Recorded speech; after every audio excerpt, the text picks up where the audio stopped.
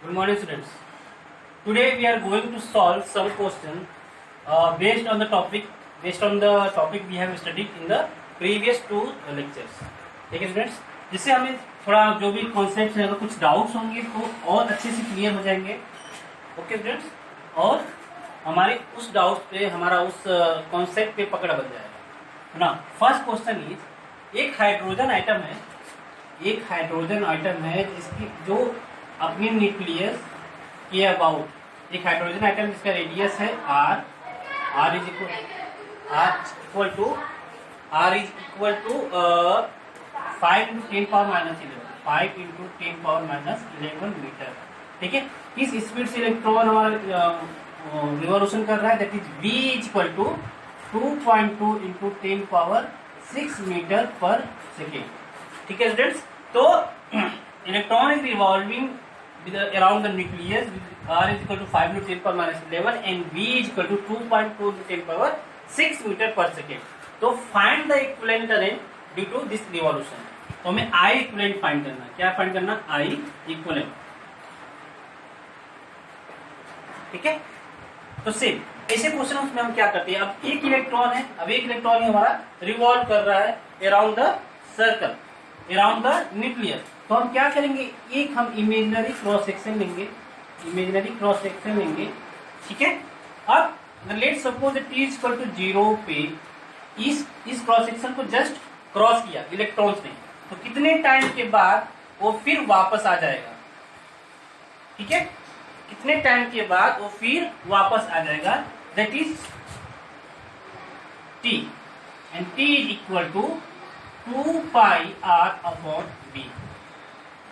Okay students, तो I equivalent क्या होता है, delta q upon delta t, time total charge passes upon total time taking, and that charge is equal to e, क्योंकि e charge ये हमेशा जो है पास कर कितने टाइम के बाद, क्या टाइम है, time is equal to 2 pi R upon we.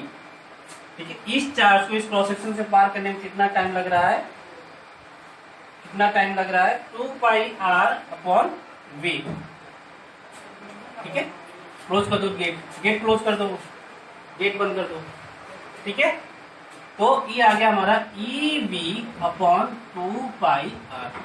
तो वैल्यू पुट करेंगे तो ई की value 1.6 into 10 power minus 19 coulomb into V equal to 2.2 into 10 power 6, और हमारा 2 पाई इंटू आर क्या है, आर की value 5 into 10 power minus 11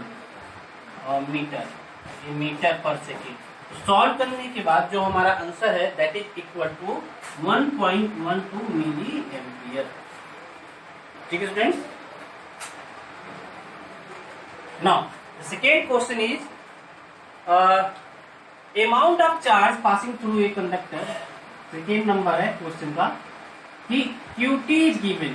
Q2 is the amount of charge passing through a conductor, and that is equal to AT square plus BT plus C. ठीक है, AT square plus BT plus C. Coulomb unit क्या है हमारा, coulomb. ठीक है, Q as a function of time दिया हुआ है, मतलब जैसे जैसे टाइम चेंज होगा हमारा जो चार्ज पास कर रहा है through the conductor will change. ठीक है, तो हमें बोला है कि Qt दिया हुआ है, तो find the dimensions of A B and C. A B और सी का हमें डायमेंशन फाइंड करना है.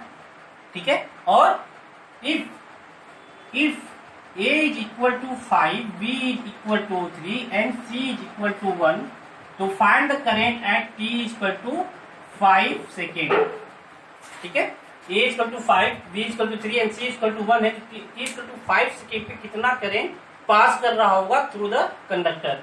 ठीक है, अब ये जो भी a equal to 5, b equal to 3 है, they are all in SI units. Okay, तो सबसे पहले डायमेंशंस फाइंड करते हैं.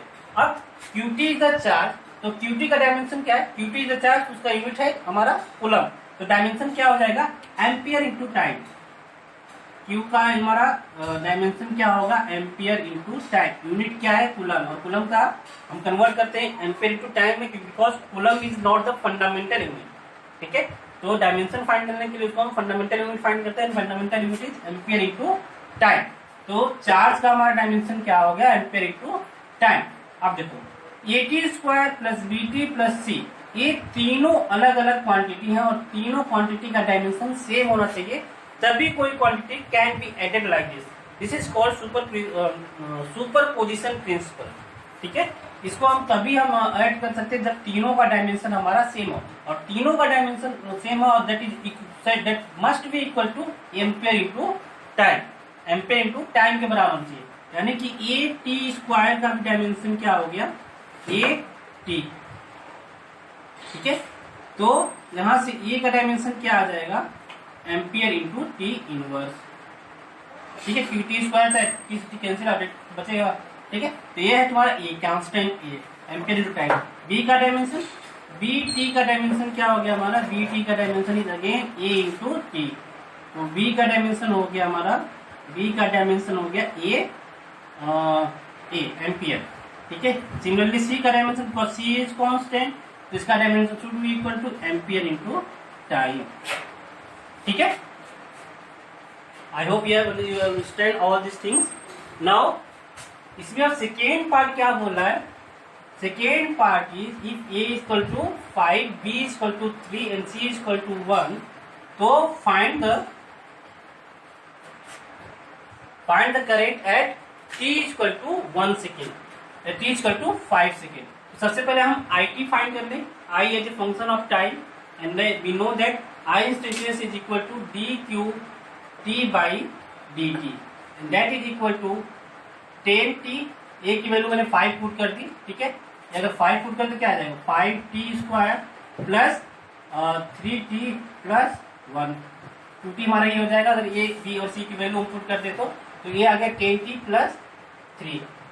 तो IT at T equal to 5 second is equal to 50, 10 into 5 plus 3, and that is equal to 53 ampere. ठीक है students, इस तरह के क्वेश्चन हम कर सकते हैं। नाउ द थर्ड क्वेश्चन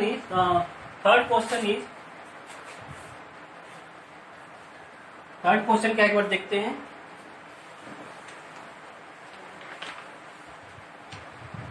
हाँ, एक करंट डेंसिटी दिया हुआ है थ्रू एनी क्रॉस सेक्शन। मान लो एक कंडक्टर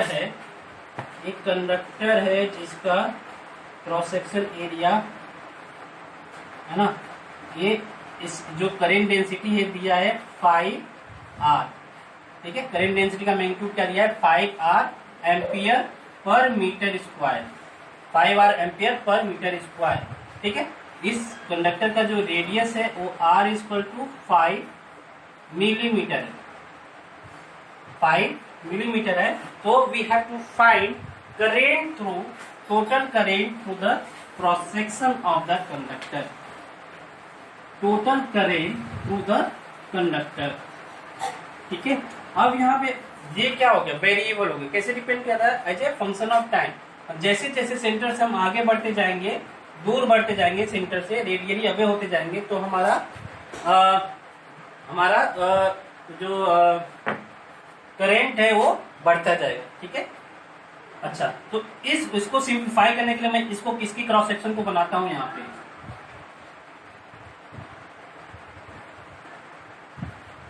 ठीक है, क्योंकि R के अनुसार वेरी कर रहा है, तो R के अनुसार हमारा वेरी कर रहा है, तो हम क्या करेंगे, R डिस्टेंस पे जाके एक हम क्या लेंगे, एक डिफरेंशियल एरिया लेंगे, and that is equal to 2 pi R dr। कैसे लेते हैं हम, बताया है मैंने, कई बार बताया है, फिर से बता रहा हूँ। R डिस्टेंस पे जाके हम एक dr विड्थ का एक रिंग लेते हैं। ठीक है, इसकी थिकनेस कितनी होगी, dr। इस रिंग का थिकनेस कितना होगा, dr, बहुत छोटा थिकनेस होगा। हम बोल सकते हैं कि r, इसका रेडियस और इस बाहर वाले का रेडियस, दोनों का क्या रेडियस है, r। ठीक है, dr is very very very small quantity, dr। ठीक है, इस रिंग का एरिया क्या हो जाएगा, इस वाले के जो रेड शेडेड उसका एरिया मैं पूछ रहा हूँ, and that is equal to 2 pi R D R, that is D A. ठीक है, D A is equal to 2 pi R D R. अब तो हमारा जे कैसे डिफाइन होता है, D I by D are.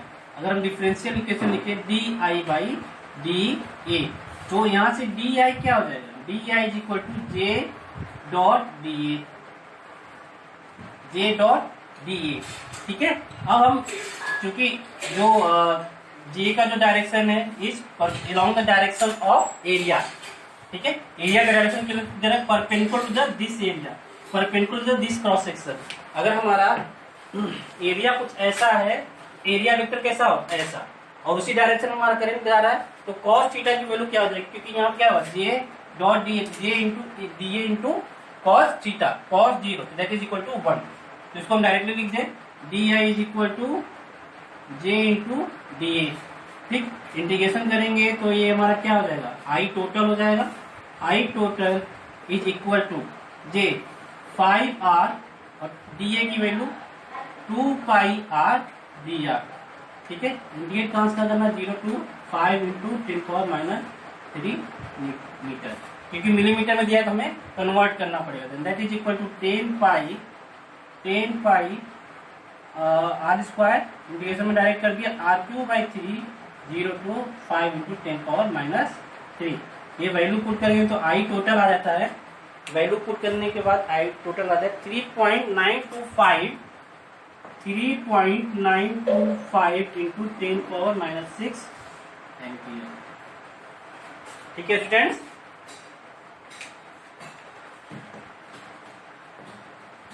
Is it okay to everyone. ठीक है, अगर किसी को प्रॉब्लम होगी तो कमेंट में अपने क्वेश्चन पूछ सकता है। It is very simple question, ये बेसिक सारे क्वेश्चन है, मैं इसलिए बेसिक क्वेश्चन उठाया हूं ताकि आप लोगों का सारा कॉन्सेप्ट क्लियर हो जाए, कहीं पे कंफ्यूजन ना रहे। ठीक है, उसके बाद जो है हम टफ क्वेश्चंस भी करेंगे। Now next question is question number 4। Question number 4 is calculate the percentage change in the resistance of a conducting wire if it is stretched to increase its length by point। मतलब कि कोई मान लो conductor है ना, कोई conductor है जिसका length है L, area of cross section है A, एंड रेजिस्टिविटी है ρ। इसको क्या बोल दिया कि इसको स्ट्रेच कर रहा है such that its length is changed by 0.1%, और सेकेंड में क्या है, its length is changed by 20%। ठीक है, ये दो डिफरेंट केस है, एक में 0.1% है और एक में 20% है।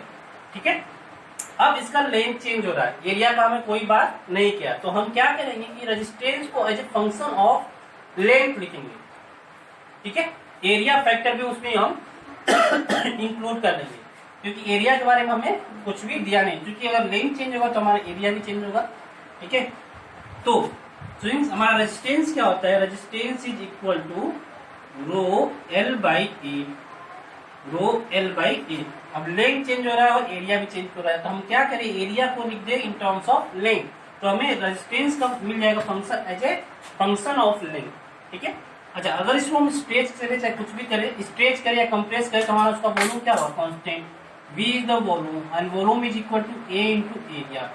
ठीक, तो मान लो अगर स्ट्रेच किया तो इनिशियल लेट सपोज अगर A1 L1 है तो फाइनल क्या हो जाएगा, नहीं, वॉल्यूम हमारा कांस्टेंट रहेगा। ठीक है, एरिया और लेंथ हमारा क्या होंगे, वेरिएबल होंगे, तो लेंथ की एरिया को हम क्या पुट करते हैं, B बाई और L। ठीक है, इसमें हम पुट करते हैं, रो ऑलरेडी कांस्टेंट है, स्ट्रेचिंग करने से और उसको कंप्रेस करने से रो हमारा चेंज नहीं होगा, तो रो L स्क्वायर अपॉन V, रो L स्क्वायर अपॉन V आ गया क्या हमारा रेजिस्टेंस। अब रो एंड V हमारा क्या है, कांस्टेंट है, तो we can say that R is K times L square, R is K times L square. अब दो केसेस को देखते हैं, इसमें एक में दिया है the change in resistance is 0.1%, and मैंने क्या पढ़ाया था तुम्हें कि देयर आर टू केसेस, अगर जो परसेंटेज चेंज अगर 5% से कम हो, what we have to do, and when change in resistance is greater than 5%, then what we have to do? Two cases I have told you, ठीक है। तो first case solve करते हैं जिसमें ये क्या है, x is less than 5%, x is less than 5%। तो जब भी हमारा परसेंटेज चेंज लेस देन 5% हो तो सबसे पहले हमने फंक्शन लिख लिया as a function of variable जिसमें चेंज आ रहा है, जिस किसमें चेंज हो रहा है, लेंथ में चेंज बता रहा है, एरिया में चेंज नहीं बता रहा। इसलिए हमने क्या किया, we have write the resistance as a function of जिस फंक्शन में चेंजेस हो रहा है, लेंथ में चेंज हो रहा है, हमने लेंथ के टर्म्स में हमने लिख लिया। अब now take log for both side, तो ये आ जाएगा log r ln r is equal to ln k plus 2 times ln l, ठीक है, 2 टाइम्स ln l। डिफ्रेंशिएट करो तो आ जाएगा डेल्टा r बाई r, एक कांस्टेंट है तो differentiation 0, 2 times delta l by l। 100 का मल्टीप्लिकेशन करने के बाद हमें क्या मिल जाएगा, percentage change in r is equal to 2 times percentage change in length, ठीक है, परसेंटेज चेंज इन लेंथ। इसमें 100 का मल्टीप्लिकेशन कर देंगे तो परसेंटेज चेंज बोल सकते हैं ना इसको, ठीक है फ्रेंड्स, कंफ्यूज मत होना, डायरेक्टली मैंने लिख दिया यहाँ पे। तो percentage change in length r कितना हो गया, दैट इज 0.2%, ठीक है। This is the solution for our fourth का फर्स्ट पार्ट है, ठीक है। अब नाउ सेकेंड में क्या बोला है, x is greater than 5% that is equal to 20% है हमारे पास, ठीक है। तो अब हम इस तरह हम नहीं कर पाएंगे, तो ना अगेन सेम आते हैं इस पर। अगर मान लो r old is equal to k times l square, ठीक है। तो अगर 20% चेंज हो जाए तो l न्यू क्या होगा, इसको o से हम रिप्रेजेंट कर रहे हैं, r o means r old resistance या पहले का रेजिस्टेंस, ठीक है, k equal to k l nought. l new क्या होगा, l new is l nought 1 plus 20/100, ठीक है। जो ये न्यू लेंथ क्या होगा, l नॉट प्लस 1 प्लस 20% बड़ा है, that is equal to 1.2 l not,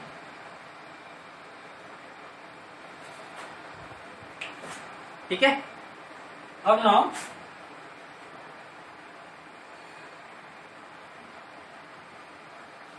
one point two L naught आ गया, तो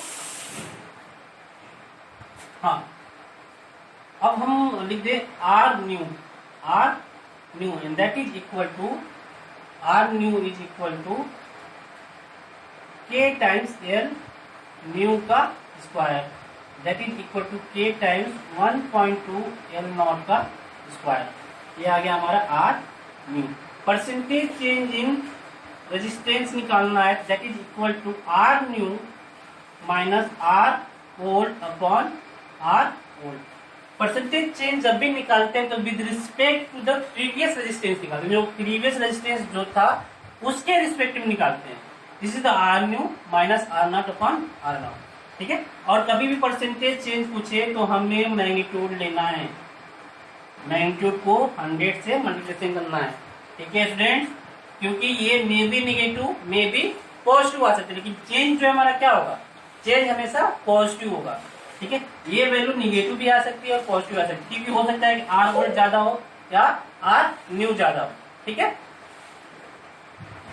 तो आर न्यू क्या हो गया, R new is K times 1.2 L not का square minus K times R nought K times L not का square upon K times L not का स्क्वायर। ये बच जाएगा हमारा 1.2 का square minus 1 and that is equal to into 100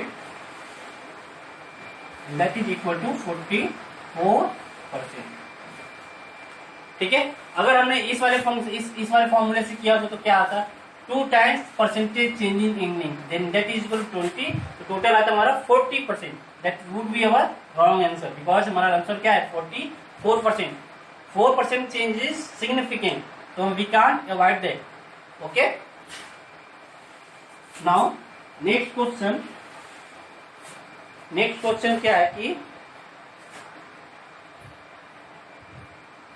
next question is एक given piece of wire है जिसका लेंथ L है और क्रॉस सेक्शन एरिया E है, और उसमें क्या चेंज कराया जा रहा है, उसमें क्या चेंज कराया जा रहा है कि स्ट्रेच इन फॉर्मेट में wire of length 2L the new resistance will be. ठीक है, इन द सेम क्वेश्चन इसमें क्या है कि सिंपल क्वेश्चन है, इसको क्या किया कि लेंथ को स्ट्रेच किया और सच दैट की लेंथ बिकम 2 टाइम्स। तो अभी भी लेंथ के टर्म्स में दिया है, तो हमें लेंथ वाला फॉर्मूला मालूम है। Question number 5 solution. ठीक है, आर इक्वल टू क्या लिख सकते, के इक्वल टू एल स्क्वायर। ठीक है, अभी भी लेंथ का चेंज हो रहा है, स्ट्रेच कर रहे हैं। ठीक है, तो हमें उस फंक्शन की जरूरत होगी।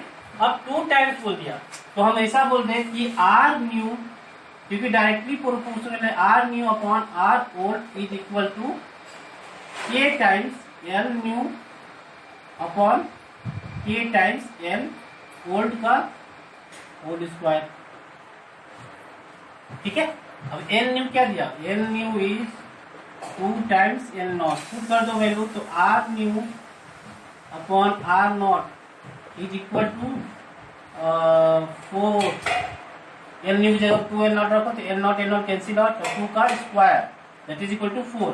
तो R new will be equal to 4 times R nought,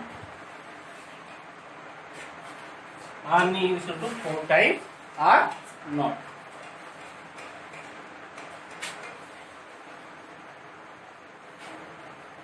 now अब नेक्स्ट क्वेश्चन देखते हैं।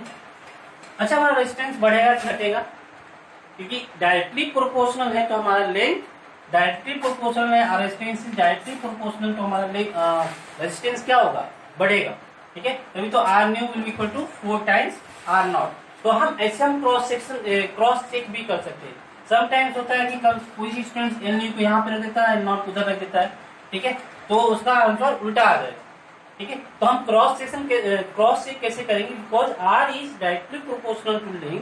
तो अगर लेंथ अगर बढ़ता है directly proportional to L square, length का स्क्वायर, तो अगर लेंथ बढ़ता है तो हमारा रेजिस्टेंस मस्ट बी इंक्रीज, अगर लेंथ डिक्रीज हो तो रेजिस्टेंस मस्ट बी डिक्रीज। तो ऐसे हम क्रॉस सेक्शन कर सकते हैं। ठीक है, क्रॉस चेक कर सकते हैं। नाउ एक नेक्स्ट क्वेश्चन है, एरिया पे बेस्ड है। ठीक है, एरिया पे बेस्ड है, तो इसमें देखना कि रेजिस्टेंस हमारा चेंज हो जाएगा। ठीक है, तो क्वेश्चन नंबर 6 है हमारा।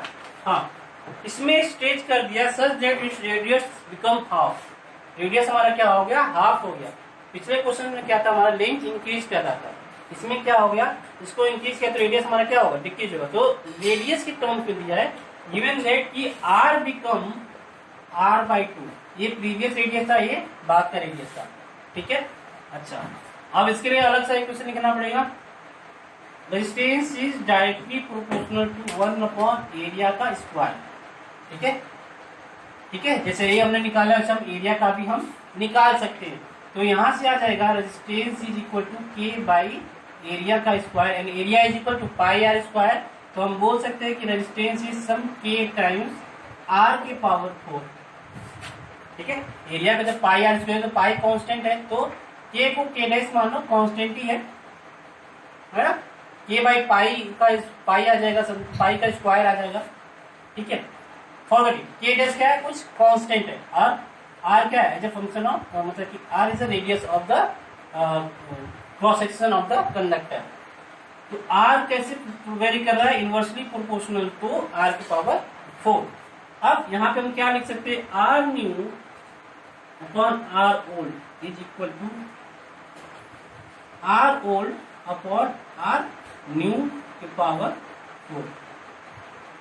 ठीक है, ऐसे उल्टा लिखा है, आर न्यू आर नॉट के बराबर में लिखा है, और आर नॉट, ठीक है, उसके सामने लिखा है।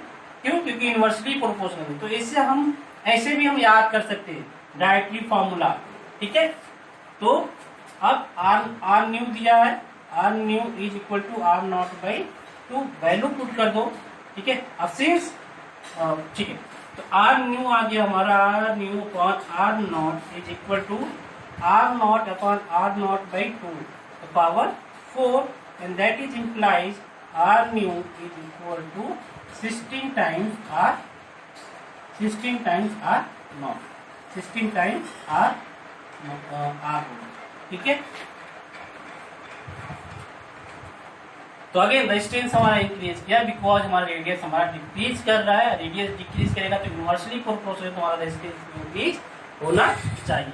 R new is equal to 16 times R naught. Okay, अब एरिया की उस पर बेस्ड क्वेश्चन कर लिया, लेंथ पे बेस्ड क्वेश्चन कर लिए, ठीक है। और कुछ आ जाते हैं हम ड्रिफ्ट वेलोसिटी और करेंट के फॉर्मूले पर, ड्रिफ्ट वेलोसिटी और करेंट के फॉर्मूले पर। तो एक क्वेश्चन है, बहुत अच्छा क्वेश्चन है एस सी वर्मा का, बहुत ही कॉन्सेप्चुअल है, ठीक है। इसके बारे में डिस्कस करेंगे। क्या दिया हुआ है कि amount of current through any conductor, एक कॉपर का कंडक्टर है, कॉपर वायर है, तो उससे जो करेंट दिया हुआ that is given as 1 ampere, ठीक है। कोई कॉपर वायर है, उससे जो करेंट दिया हुआ that is given as 1 ampere, और इसका क्रॉस सेक्शन दिया है 1 मिलीमीटर स्क्वायर, ओके। और डेंसिटी दिया हुआ है, density 9000 kg per metre cube. Mass density दिया हुआ है that is equal to 9000 kg per metre cube, ठीक है। हमें कैलकुलेट क्या करना है, drift speed of free electron in the wire, drift speed of free electron of wire, free electrons का जो ड्रिफ्ट स्पीड क्या है वो हमें फाइंड करना है। तो हमारा सिंपल सा जो फॉर्मूला हमें याद होना चाहिए, that is I is equal to NEAVD। It implies VD is equal to I upon NEA, ठीक है। अब हमारा I दिया हुआ है, इलेक्ट्रॉनिक चार्ज हमें मालूम है, I दिया हुआ है, इलेक्ट्रॉनिक चार्ज मालूम है, एरिया हमारा मिलीमीटर में दिया है, इसको हम मीटर क्यूब में लिखेंगे तो आएगा 10⁻⁶ मीटर क्यूब। बस n नहीं दिया हुआ है, n की यूनिट क्या होती है, नंबर ऑफ चार्जेस पर मीटर क्यूब। अब n नहीं दिया हुआ है, n निकालने में हमें n निकालना एक टेढ़ी कीर है इस क्वेश्चन में, ठीक है। n निकालना एक टेढ़ी कीर है इस क्वेश्चन में, क्यों अभी आपको समझ में आ जाएगा, ठीक है। n निकालना, n का यूनिट पे ध्यान रखो, number of charge carrier per metre cube, okay ना। अच्छा 9000 डेंसिटी क्या, 9000 kg पर मीटर क्यूब। तो नंबर ऑफ, अगर मान लो मास ऑफ कॉपर जो 9000 kg है, ठीक है, 9000 kg, इतने मास में कितना मोल्स ऑफ कॉपर एटम्स होंगे। कॉपर का मोलिकुलर मास होता है, molecular mass of copper is, that is molar mass of copper is 63.5 gram. यानी एक मोल कॉपर का जो मास होता है that is equal to 63.5 gram, and that is equal to 63.5 into 10⁻³ kg पर मोल, ठीक है। इतने kg ऑफ कॉपर में कितने मोल्स ऑफ कॉपर एटम होंगे। अच्छा इसमें एक दिया हुआ चीज की, assume that per atom of copper 1 free electron is there, means एक कॉपर एटम की वजह से एक फ्री इलेक्ट्रॉन इस कंडक्टर में है, ठीक है। तो मोलिकुलर मास कितना आ गया, इतना। तो नंबर ऑफ मोल्स क्या आएंगे, नंबर ऑफ मोल्स आ जाएंगे तुम्हारे, नंबर ऑफ मोल्स क्या देंगे, total mass upon molecular mass that is equal to 9000 upon 63.5 into 10⁻³ ये क्या आ गया, मोल, ठीक है। अब एक मोल में कितने एटम्स होते हैं कॉपर के, we have heard about the Avogadro number. कि 1 मोल में कोई भी एटम हो या मोलिक्यूल्स हो, 1 मोल ऑफ मोलिक्यूल्स है तो उसमें 6.02 इंटू 10⁻23 एवोगैड्रो नंबर को n से रिप्रेजेंट करते हैं, and that is equal to 6.02 into 10⁻23 atoms of molecules, ठीक है। कोई भी एटम्स या मोलिक्यूल्स अगर 1 मोल है तो उसमें इतने नंबर ऑफ एटम्स या मोलिक्यूल्स होंगे, ठीक है। तो नंबर ऑफ मोल्स कितना आ गया, इतना। तो नंबर ऑफ एटम्स कितने आएंगे, number of atoms of Cu atom that is equal to number of moles into Avogadro number. 9000 upon 63.5 into 10⁻³ into Avogadro number n that is equal to 6.02 into 10⁻23। इतने number of atoms present हो गए, that is equal to n। क्योंकि number of copper atoms is equal to number of charge carrier per metre cube. ये क्या है? Number of atoms of copper atom पर metre cube. तो N क्या है? Number of free charge carrier that is electron पर metre cube. तो B D equal to आई पर एन की वैल्यू आ गई। वैल्यू पुट करो, इसको मैं मिटा रहा हूँ, इसको मिटा दे रहा हूँ, ठीक है, इसको मिटा दे रहा हूँ।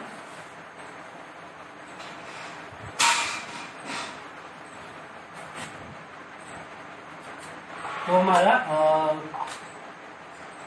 हाँ वी डी क्या आ जाएगा?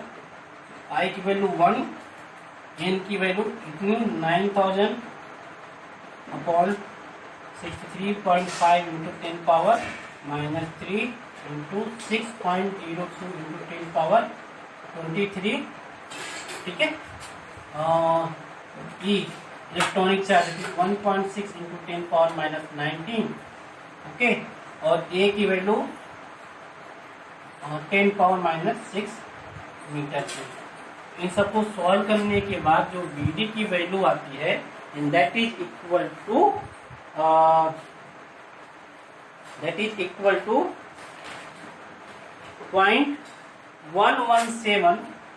0.117 मिलीमीटर पर सेकेंड, ठीक है स्टूडेंट्स। ये सारे क्वेश्चंस मैंने सॉल्व किए, ये सब टॉपिक्स मैंने पढ़ा चुका हूँ। नेक्स्ट टॉपिक में यानी कि 4th लेक्चर में we will study about the combination of resistance, ठीक है, और उसके कुछ शॉर्टकट्स कैसे पता करना है कि रेजिस्टेंस सीरीज में है, पैरेलल में, this all things we will study in next lectures. तो thank you for the today, okay.